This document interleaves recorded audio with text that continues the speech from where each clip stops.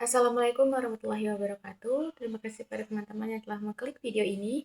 Sebelumnya saya hormati Bapak Dr. Wirmi Eka Putra, SEMSI, dan Bapak Primadi Prasetyo, MSAK. Sebelumnya izinkan saya untuk memperkenalkan diri terlebih dahulu. Perkenalkan, nama saya Imtisana Fauzi dengan NIM C1C023001, yang dimana nanti saya akan menyampaikan materi mengenai akad murabahah. Baik teman-teman, di sini ada beberapa poin pembahasan yang nantinya akan saya sampaikan. Yang pertama itu ada namanya definisi akad murabahah. Yang kedua ada jenis akad murabahah. Kemudian ada dasar syariah, perlakuan akuntansi PSAK 102, dan ilustrasi kasus akad murabahah. Baik teman-teman, untuk penjelasan selanjutnya ini mengenai definisi akad murabahah. Jadi, akad murabahah ini merupakan salah satu bentuk akad dalam ekonomi syariah yang sering digunakan, khususnya dalam praktik perbankan syariah. Nah, secara umum, akad murabahah ini dapat diartikan sebagai perjanjian jual beli antara penjual dan pembeli, di mana penjual menyebutkan secara jelas harga pokok barang dan menambahkan keuntungan yang telah disepakati bersama.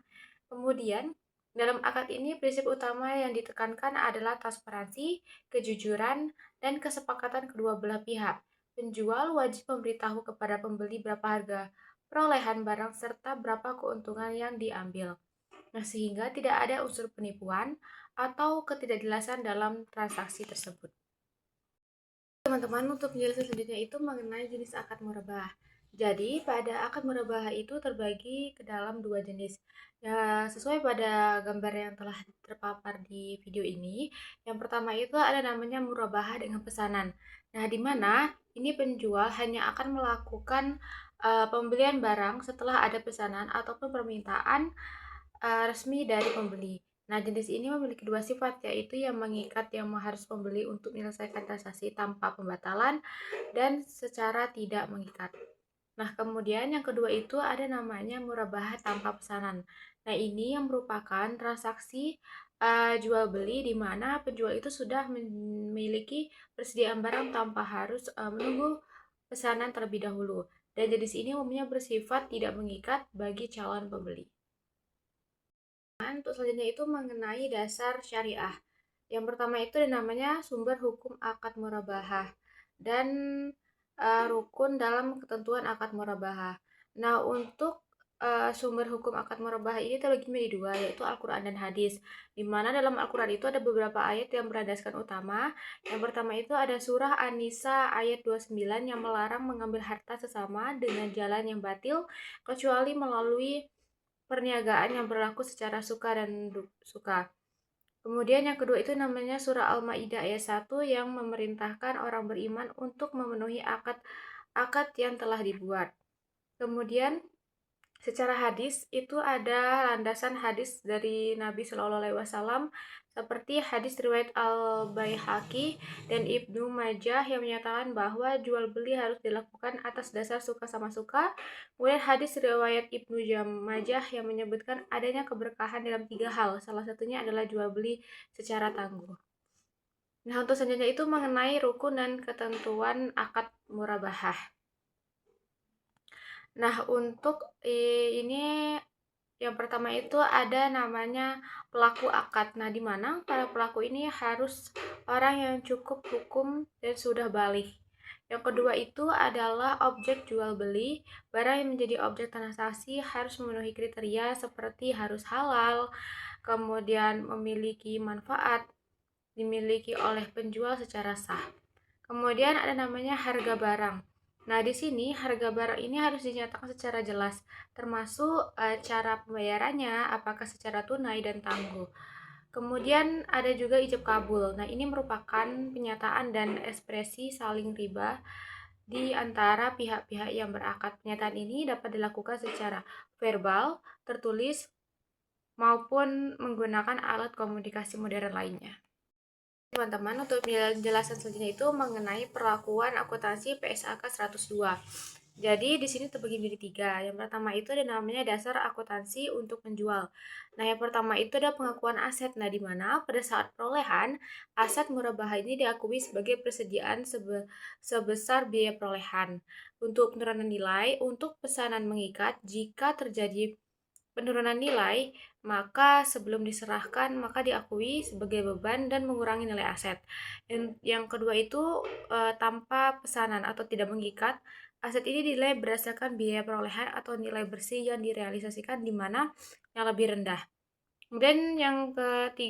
Kemudian selanjutnya itu ada namanya perlakuan diskon. Maksudnya itu adalah sebelum akad itu menjadi pengurangan biaya perolehan aset murabahah. Nah, setelah akad itu menjadi hak pembeli dan hak menjual. Dan selanjutnya ada namanya pengakuan keuntungan. Nah, jika uang tunai tangguh tidak membeli periode laporan, maka akan diakui pada saat akad. Tapi kalau misalnya lebih dari satu periode laporan, diakui secara proporsional dengan besaran kas yang ditagih. Selanjutnya ada namanya piutang dan penyisihan. Maksudnya di sini adalah piutang itu diakui biaya perolehan ditambah keuntungan. Dan denda atau uang muka itu adalah denda yang diterima dari pembeli yang lalu diakui sebagai bagian dari kebajikan. Nah, untuk penjelasan yang kedua itu ada namanya akuntansi untuk pembeli. Nah, di mana sini ada pengakuan aset dan utang. Nah, aset yang diperoleh sebagian besar perolehan tunai dan uang yang timbul diskon sebesar harga beli yang disepakati. Kemudian ada juga namanya beban murabahah. Ini adalah selisih antara harga beli dan biaya perolehan tunai diakui sebagai beban murabahah tangguhan. Yang ketiga itu ada namanya beban dan potongan pelunasan. Ini denda yang dikenakan karena kelalaian diakui sebagai kerugian. Nah, untuk yang ketiga itu ada namanya penyajian dan pengungkapan. Nah, penyajian ini penjual menyajikan piutang murabahah sebesar nilai bersih yang dapat direalisasikan dengan margin murabahah tangguhan sebagai akun kontra. Dan yang kedua itu namanya pengungkapan. Kedua belah pihak itu wajib mengungkapkan hal-hal terkait transaksi seperti harga perolehan, nilai tunai aset, dan jangka waktu tambahan. Oke teman-teman, untuk penjelasan terakhir itu ada namanya ilustrasi kasut murabahah. Jadi di sini ada gambar. Gambar pertama ini yaitu pesanan dan janji beli. Maksudnya di sini nasabah yang membutuhkan barang itu seperti mobil nanti akan datang ke bank syariah. Kemudian nasabah nanti akan mengajukan permohonan pembiayaan dan penandatanganan atau penjanji untuk membeli barang tersebut. Kemudian ada yang kedua itu ada namanya pembelian barang oleh bank. Jadi nanti bank itu tidak memberikan uang tunai kepada nasabah, melainkan bank akan bertindak sebagai pembeli. Bank membayar uang tunai kepada pemasok atau supplier tersebut di pasar. Dan secara prinsip syariah, pada tahap ini bank wajib membeli hak dan barang tersebut terlebih dahulu. Kemudian yang ketiga itu ada namanya penjualan ke nasabah. Nah, di mana akad murabahah ini tetap barang menjadi milik bank, kemudian bank menjual kepada nasabah. Di sinilah letak transparansi. Bank wajib memberitahu nasabah beberapa harga beli aslinya. Kemudian yang keempat itu namanya pembayaran angsuran. Nah, setelah akad ditandatangani, barang diserahkan kepada nasabah dan nasabah nanti akan membayar harga jual setelah kepada bank dengan cara cicil.